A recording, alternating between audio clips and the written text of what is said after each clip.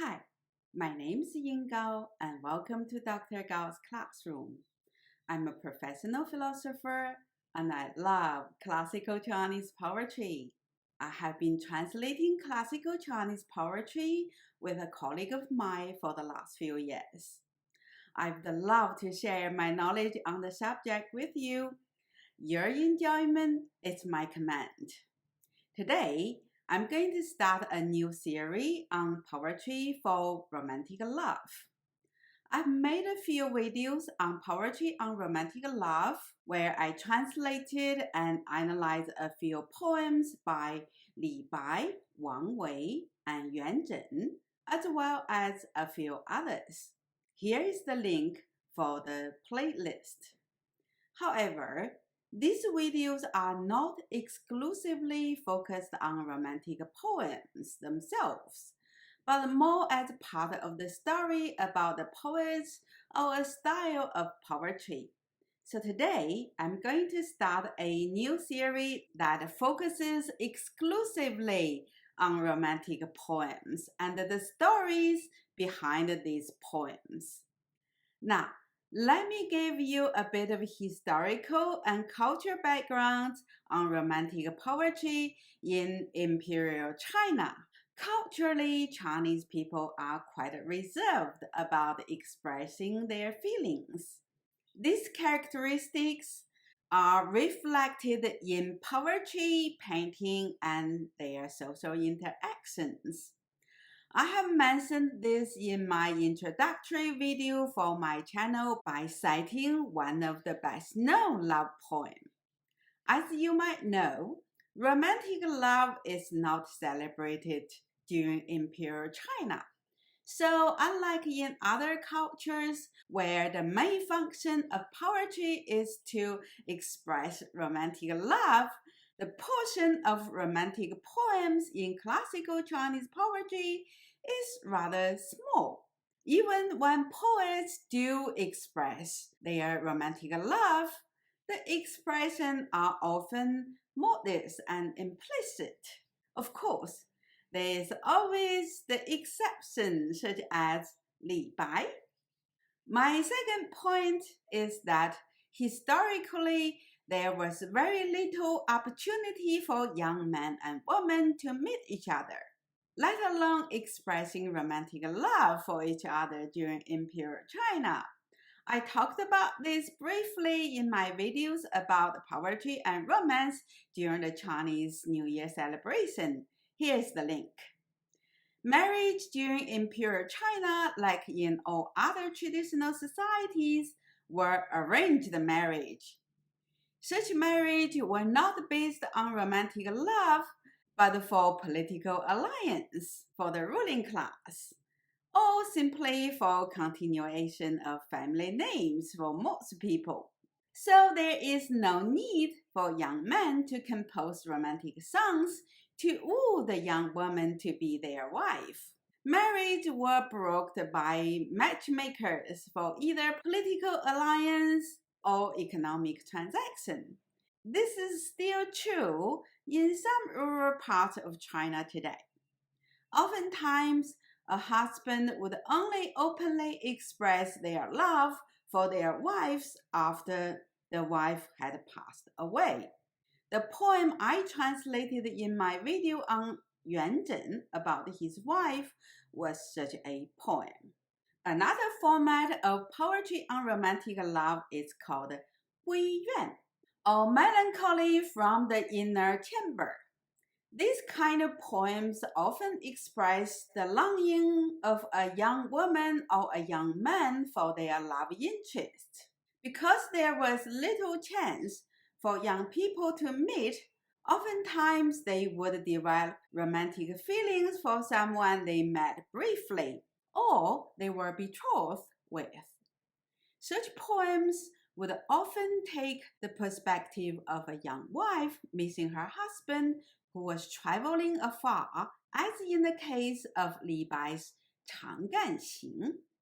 Another genre of poems on romantic love were composed for female entertainers from either the restaurants or brothels. Poets in later Tang Dynasty composed many such poems as yuān zhen, bai ji yi, or du mu. This genre became the mainstream poetry later in the Shang Dynasty. I would certainly make a lot of videos in the future when I talked about poetry from the Shang Dynasty. Of course, if you have any suggestions on poems you would like me to read, please let me know. I'm more than happy to read them for you. My third point is that the style of poetry on romantic love would be quite different from what we often encountered in English. The ways love is expressed in classical Chinese poetry are often implicit, reserved, and symbolic, using imageries that are quite different from poets from the West, such as Shakespeare and others, where they often compare their love interest as the sun, sunshine, summer, etc., that are passionate, brilliant, and vibrant, while the Chinese poets often compare their love interest as the moon, water, flowers, and many other soft, delicate imageries. Of course, there's always exception. So today, I'm going to start with the exception, that is, the great poet Li Bai.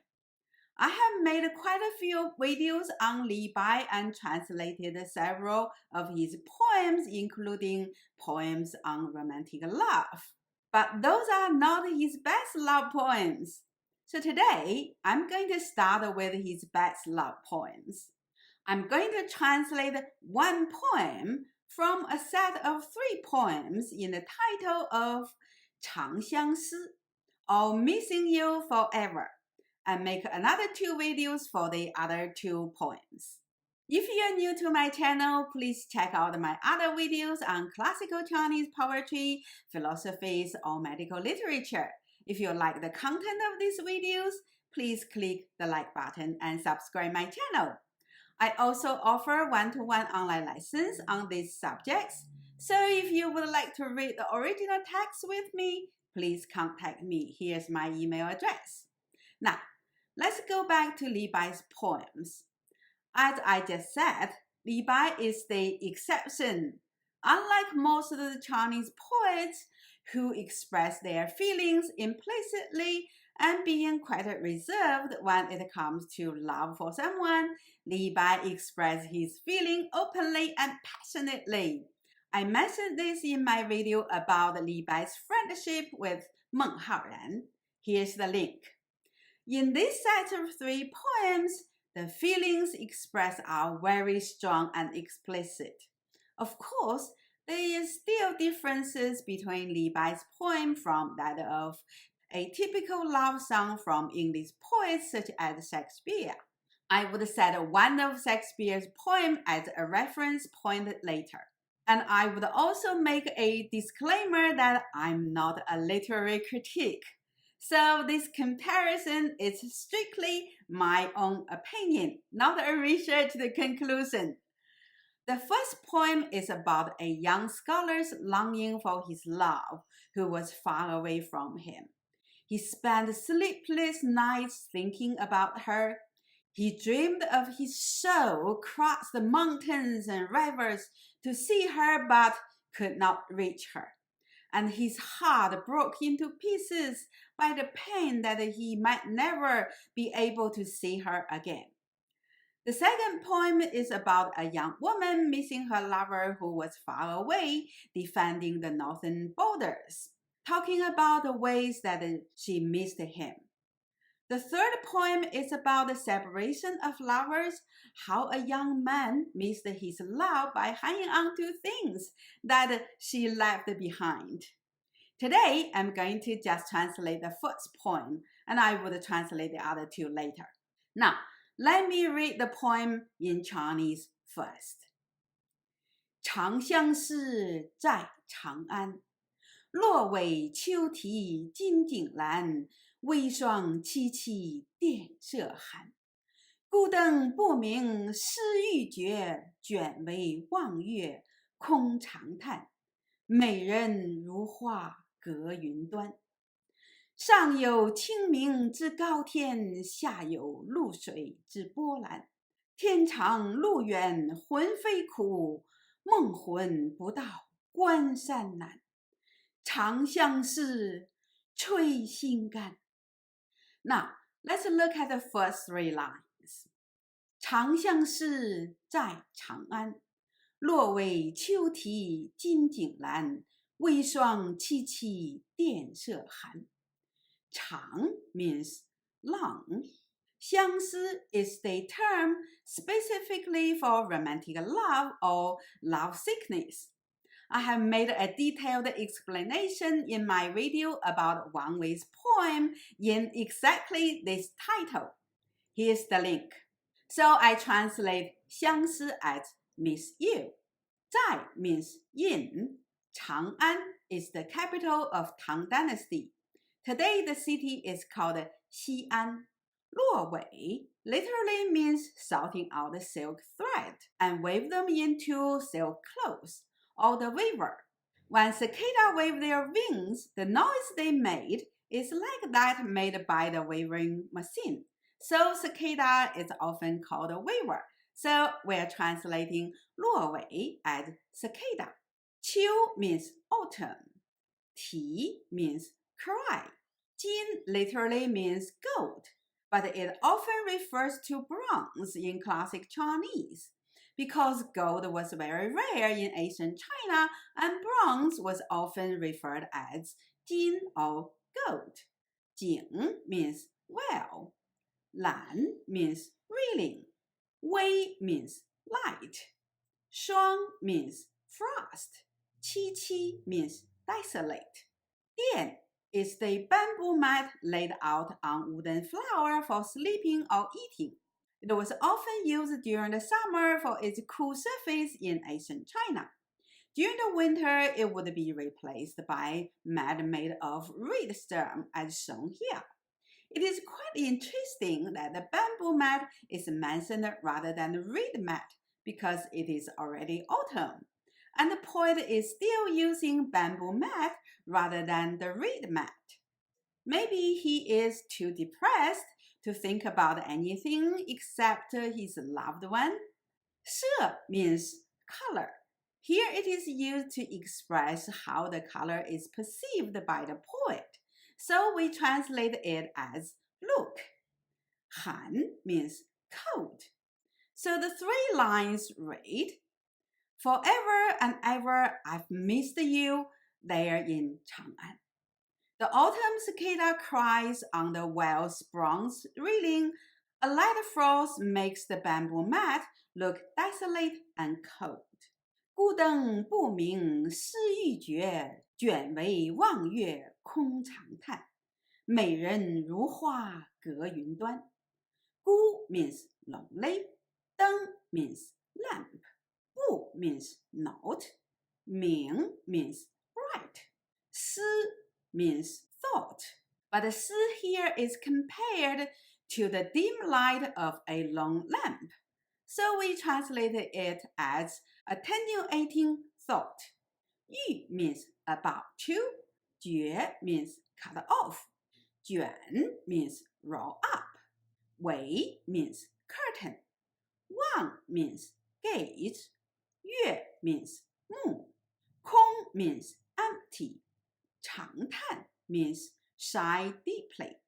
美人 means beauty. 如 means like. 花 means flower. 隔 means separate. 云 means cloud. 端 means top of. So the 3 lines read, a lonely lamp is as dim as the thread of my attenuating thoughts of you. I roll up the curtain and gaze at the moon, sighing emptily. Your flowery beauty is high in the clouds. 上有清明之高天，下有渌水之波澜。上 means above. 有 means there is. 清明 means deep blue. 知 is the linking word. 高 means high. 天 means sky. 下 means below. 有 means there is. 路 means clear. 水 means water.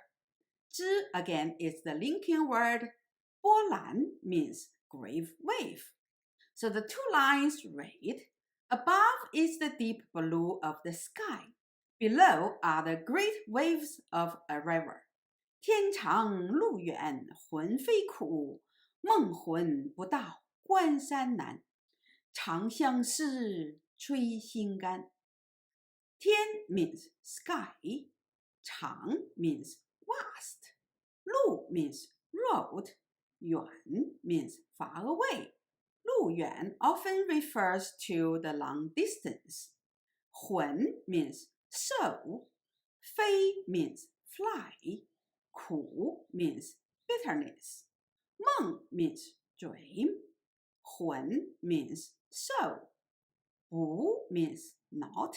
到 means arrive. 关 means fortress. 山 means mountain. 难 means difficult. 长 means forever and ever. 相思 means missing you. 吹 means break. 心 means heart. 肝 means liver. 心肝 literally means heart and liver, but when they were used together, the phrase often refers to someone very precious. For example, a mother or a grandmother often call their babies 心肝, meaning my precious darling. So the two lines read, there was bitterness in my soul for flying so far to cross the vast sky. My dreaming soul can't reach you across the mountain fortress. Missing you forever and ever, my heart and liver are broken. The 6 characters starting the poem sets the scene in a very powerful way. 长相思在长安. My colleague translated the cháng as forever and ever to emphasize that the poet has missing his love for a very long time and will continue to miss her in the future. We also translated 在 as there to indicate that the poet is separated from his love to leave a hint for what is to follow. Then the poem painted a scene that invoked the feeling of loneliness and longing. The night is so quiet that you can hear the cries of the cicada. The moonlight shines on the cold bamboo mat where no one can be seen because the poet could not sleep. Maybe the mat is the same one that the poet had spent many summer nights with his lover. That is why even though it is already autumn, the bamboo mat is still not replaced by a reed mat, despite that it is quite uncomfortable to sleep on it. Maybe he is just too depressed for missing his loved one that he could not be bothered. Then, as if there is a camera that turns from the bed to the figure sitting next to the bed. A long lamp's dim light could only show a silhouette gazing at the moon and sighing deeply. Then we got the reason why he is sighing.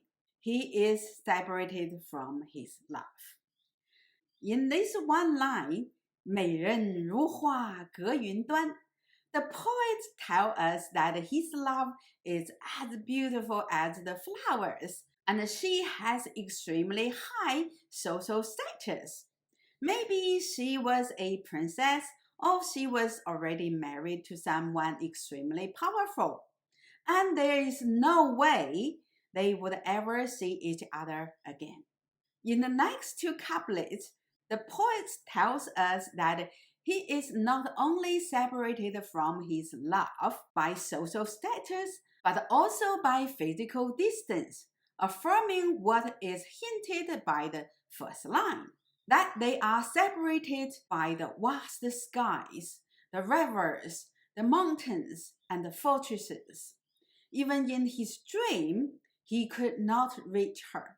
These two couplets are also celebrated by many Chinese for its musical quality. Let me read the first couplet again here. 上有清明之高天，下有露水之波澜. Note that the structure of the two lines are exactly the same, with the corresponding characters matching each other. 上 or above is matched with 下 or below. 清明 or the dark blue sky is matched by 露水 or the greenish blue water. 高天 or the high sky is matched with 波澜 or the great waves. And the two parts of each line are linked with the character of 之. This repetition of the structure gives the couplets a rhythmic quality that is rather pleasant to the ears. And of course, with each line ends with the rhyming characters of 天 and 蓝, it further enhances the musical quality of the couplet. Let me read the couplet again. 上有清明之高天，下有露水之波澜. I can't help to rock my head when reading this. The rhythm is contagious. The poem then continued about how much the poet missed his lover, that his soul flies over mountains and rivers, trying to reach her in his dream, but failed to see her. The whole poem ends with a deep sigh. 长相思，吹心肝. Missing you forever and ever, my heart and liver are broken. Reading this line even over 1,000 years later, we can still feel the pain that the poet felt. This closing line recalls the very first line of this poem, missing you forever and ever. It is like a song that repeats its opening melody at a different but a grander scale, and then ends the whole song. We just have to marvel on Li Bai's mastery of language and music. He is apparently also an awesome musician on top of an amazing poet. This poem is allegedly composed soon after Li Bai was sent home by the emperor in 744 AD. We have no idea for whom this poem was composed. As I mentioned earlier, the lady probably was someone with a very high social status, maybe a princess or a lady from a very powerful family. We probably would never know who this lady was. The last point I would like to make is that even though Li Bai's love poem is passionate and explicit when it comes to express his feelings, there is no description of what his love is like. The whole poems focus on how he felt about her, the longing he had for her, and the pain that he felt when separated from her. This is quite different from love poems in English. I'm not a literary critic, so I'm just talking about the differences I sensed when I read love poems from the two literary traditions. Now, let me read an excerpt from a Shakespearean sonnet. Shall I compare thee to a summer's day? You are more lovely and more temperate. Rough wind do seek the darling bud of the May, and the summer's lease hath all too short a day. Sometimes too hot the eye of heaven shines, and often is his gold complexion dimmed. But thy eternal summer shall not fade, nor lose possession of that fair thou wast. Nor shall death prick thou wanderest in his shade, when in eternal lines the time thou growest. The imagery used here are summer, the sun, the sunshine, the flowers.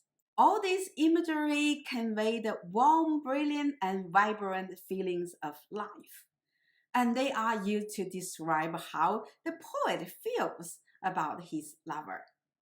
However, in Li Bai's poem, there is little to no description about the lover, but only the feelings, how the poet felt about his love interest.